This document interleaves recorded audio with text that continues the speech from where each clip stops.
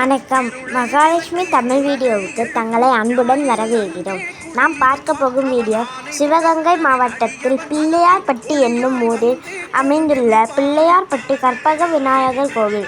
காரைக்குடியிலிருந்து திருப்பத்தூர் செல்லும் வழியில் குன்றக்குடிக்கு அடுத்துள்ளது இக்கோவில்.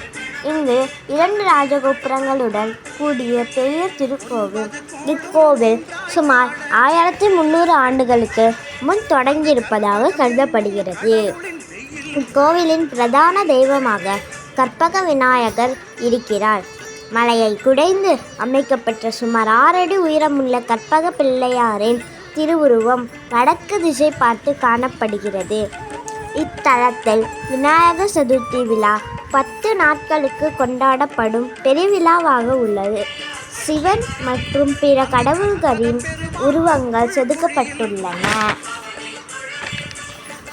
எருக்காட்டூர், மருதங்குடி, திருவீங்கைக்குடி, திருவீங்கேஸ்வரம், ராசநாராயணபுரம், மேலும் மருதங்கூர், தென்மருத்தூர், கணேசபுரம், கணேசர் மாநகரம், பிள்ளை நகரம் போன்றவை இத்தலத்தின் முற்கால பெயர்கள் என அறிய முடிகிறது.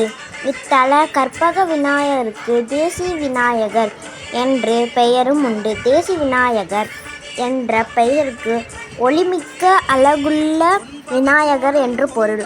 விநாயகர் கோபுரத்தின் எதிரே வெளிப்பிரகாரத்தின் வடதிசையில் விசாலமாக அமைந்த திருக்குளம் உள்ளது. கோயிலின் அமைப்பு 2 பகுதிகளாக அமைந்திருக்கிறது. கோயிலின் ஒரு பகுதி குடைவரை கோவிலாகவும் மற்றொரு பகுதி கற்றளி எனவும் அமைந்திருக்கிறது. இங்கு திருமணம் நடைபெற வைக்கும் காத்தியாயினி அம்மன் சன்னதியும் பிள்ளை வரமளிக்கும் நாகலிங்க சுவாமி சன்னதியும்